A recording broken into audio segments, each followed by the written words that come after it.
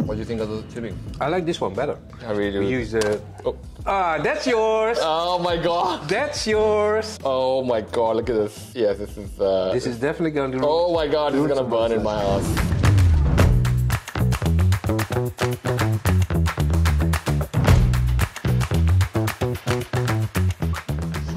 Today we are at CM.com and I have someone special with some special food. If you can introduce yourself, tell us a bit about yourself as well. Hi, I'm Rudy. I'm working for CM.com for 4 years. I'm the F&B supervisor, so everything about food and drinks, we make it in our own bistro. And today we serve for you a special Dutch breakfast. Not everything is really for the breakfast, but really Dutch food, so you can taste the things. Awesome. So what are we having today, Rudy? We're having stroopwafels, the typical Dutch thing. You like it very much. Yeah. We've got here and over there het worstenbroodje. It's typical from the south of the Netherlands. The bitterballs, very famous here. The bossenbol from the city Den Bosch. Typical bread with cheese and typical bread with hagelslag. Oh, why is hagelslag special? It's a Dutch thing? It's a Dutch thing. Okay. It's a Dutch thing. And that was sweet as well. And also the sweets from Oosterhout, the city 10 minutes from Breda. Oh, nice. Awesome. Thank you so much for this, man. Yeah. Thank you so much for coming on the show as well. Enjoy it. And today we are at CM.com with Sandor, and I think we're going to try some Dutch traditional breakfast with some hot sauce. What is the most hottest food you've had ever? The most hottest food I've had ever was at an Indonesian place. Well, first it was at a friend of mine. Yeah. Back in the day, when I was, I think, 18 years old. They invited me over for dinner, and they put some typical Indonesian food there, and then one bottle of Coca-Cola, and they just put it on my plate, and I was start eating it. I had no clue what I was eating, but it was hot, and they really enjoyed it because they didn't tell me that it should taste the sugar to reduce the amount of hotness. Right. But they just rather watch me drink the whole bottle of Coke. That's pretty awesome. Thank you for sharing a story as well. Could you tell us about yourself and how you got into the whole CISO space? Actually, that's a very nice question. I just started. Because I think 20 years ago, cybersecurity was pretty much nothing. And there was one guy at the office where I used to work, and he was doing cybersecurity. We were like, what's that? And then over the years, I noticed it becoming more and more important. And after taking a course called Certified Ethical Hacking and figuring out what the possibilities are, I was like amazed. I was like shocked. I was like, why are we using computers still? These things are dangerous. And we need to figure out how we can protect ourselves against cybersecurity threats. Yeah. So that's how I initially started with the whole thing, and trying to explain it in a simple way. I think it's a very well put in, because I definitely feel we make cybersecurity quite complex. And talking about complex, I've got some flavors for you. I've got some hot sauces. We're going to start with the mild one first. We're going to start with this one over here. Ta-da. I'll let you put the amount of sauce you want. Yeah. Because this is obviously mild, so you should be fine. As much as you want or as little as you want. I will try a small dab first. Fair enough. It should be on the thing though. Oh, it should be on? Yeah, it should put it, if you put it away from the thing, you're like, oh. I love how you're just like, oh. Because we should probably have some, Rudy asked for milk or something as well. Milk or something to calm us down. All right, cheers.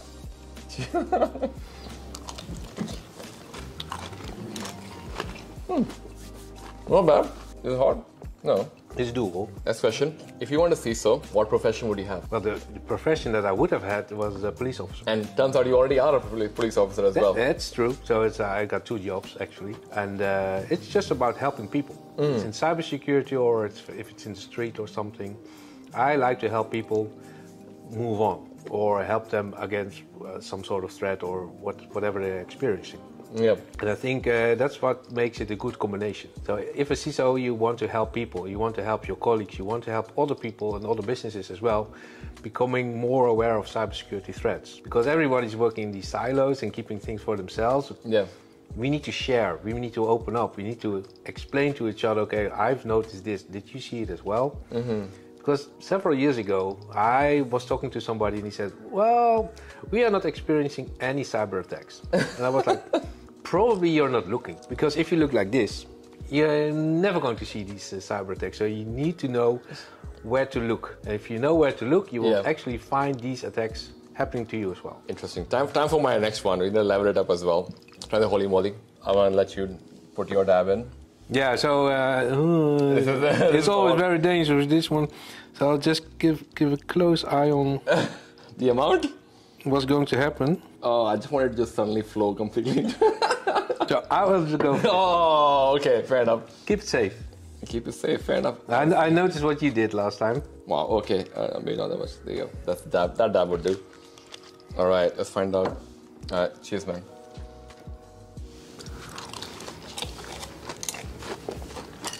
I'm glad I took only a little bit.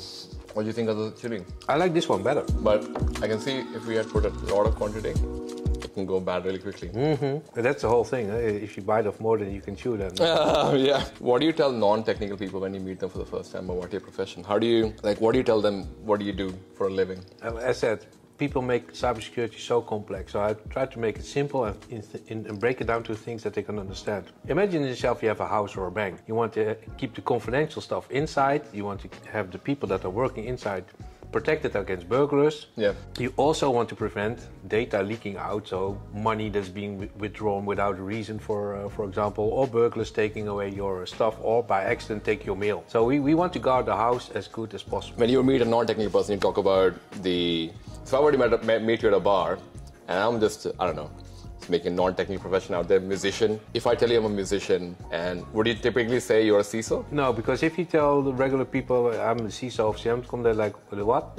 So how do you tell them? So I usually, I'm into cybersecurity, which means I try to protect myself, my company, and my colleagues against cyber threats. So what's your go-to? Do you start by saying you're a police officer, or do you start by saying you're cybersecurity CISO? No, usually by cybersecurity, of course. No, and even if you have two jobs, it's like very complicated for people to understand, because regular people have one job. How do you manage that then? How do you manage the whole being a police officer at the same time being a CISO? It's part of the job contract. I used to be a police officer, of course, full-time. How long have you been a police officer? Yeah, so from 2001 till 2011, and then I switched to CM. Oh, right, okay, wow. Time for another one, the hot sauce. This is like... Sunburn, huh? Yeah. Ooh, this one is very liquid. I saw that as well. I'm like, you need to be careful. How did you manage to put only that little? I have to be careful. Oh my god. Steady hand. Yeah, you have some Jeffy steady hand. Cheers, man.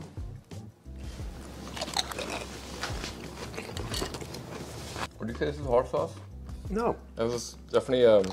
It seems the mildest one. Yeah. Is there one thing that you can change the way we do cybersecurity right now? Make it less complicated. And why do you think it's made complicated? Cybersecurity is hot business.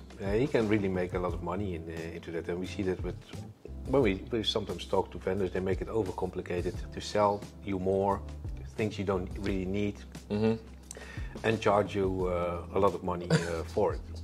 Cybersecurity is like an insurance. You really understand what you're insuring yourself against. Yeah.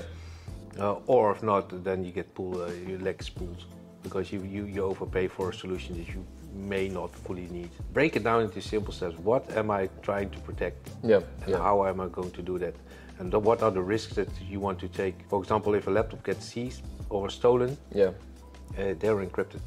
Yeah. So, you can see the laptop. And of course, if you have enough money, maybe you can break the encryption, but then there shouldn't be any information left on that machine. Being a CISO, there are obviously challenges.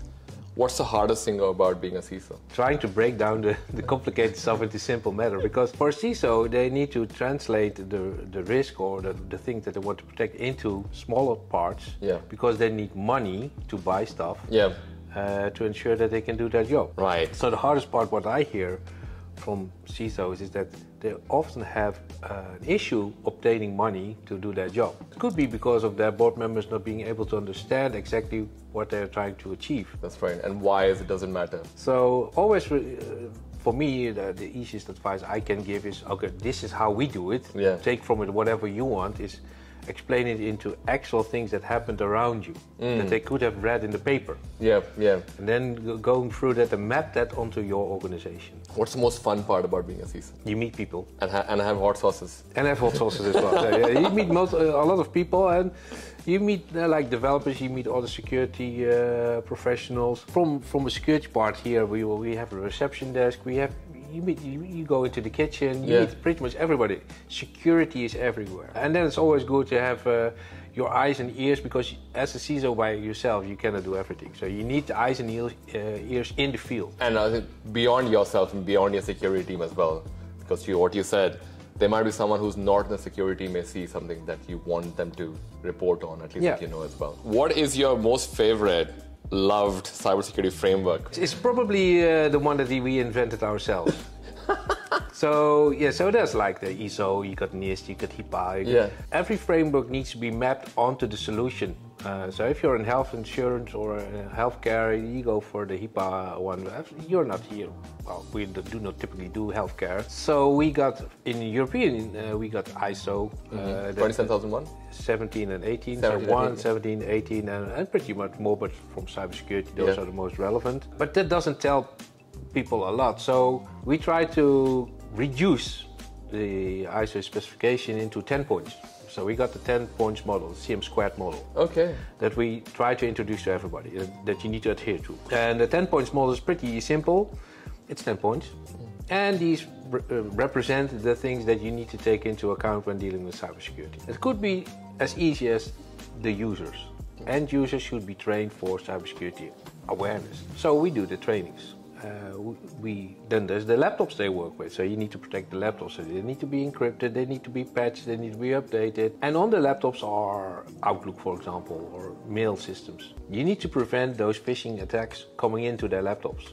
So you need to have measures against them, against these tools to protect end users from receiving phishing emails. And that's only point one and number two. The fact that you simplified the 10 points, that's what I'm taking away from this conversation. So, do you know actually that the 10 points model was first looked at by our external auditors, like, what's that? And now they've adopted the model and they're selling it to other companies. That's what I was going to say, because most frameworks out there at least have 500 items in there.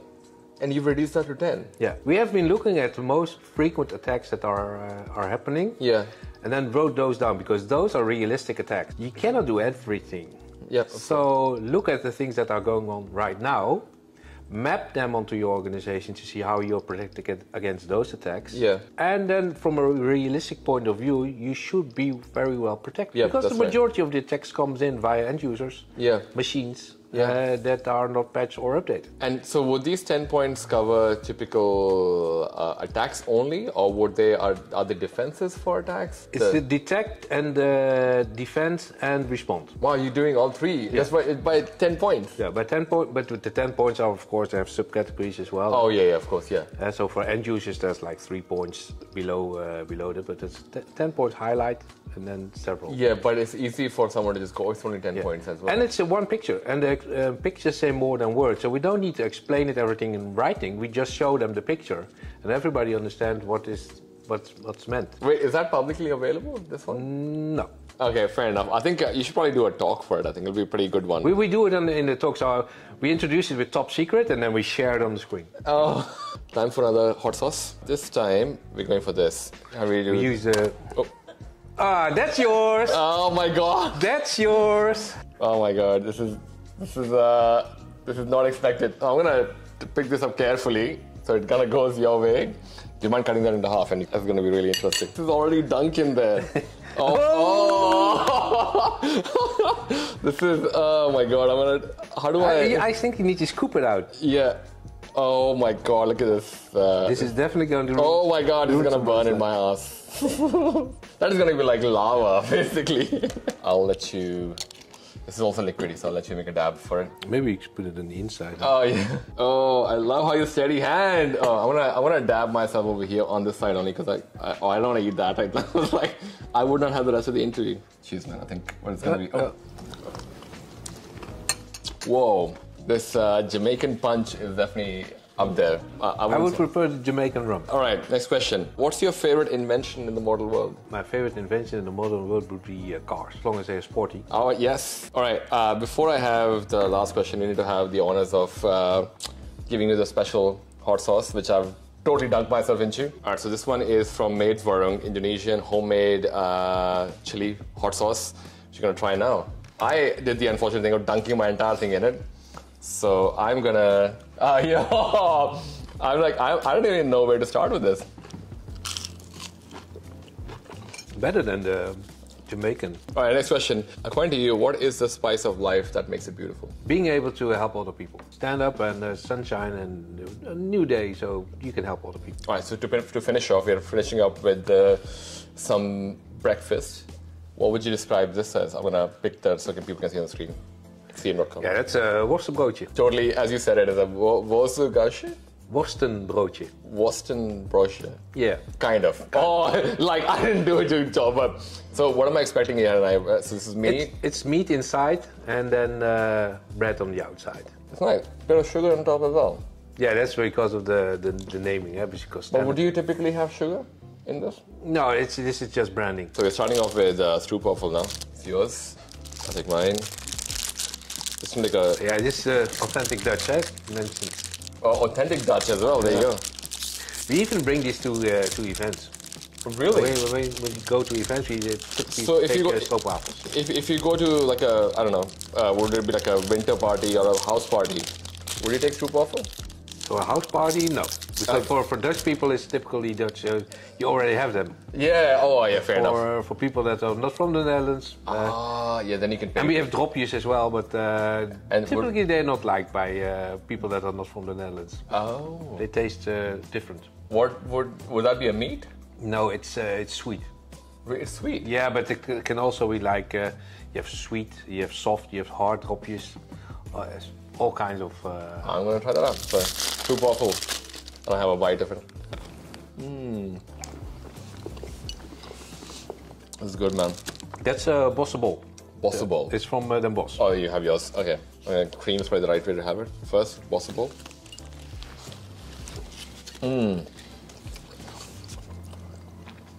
That's a wrap, everyone. Where can people find you on social media if they want to talk more about CISO stuff or CM.com? Well, you can find me on my LinkedIn. Oh, perfect. I'll put the link for Sandor's LinkedIn over there as well. But we'll enjoy the food. I'll see you all in the next video.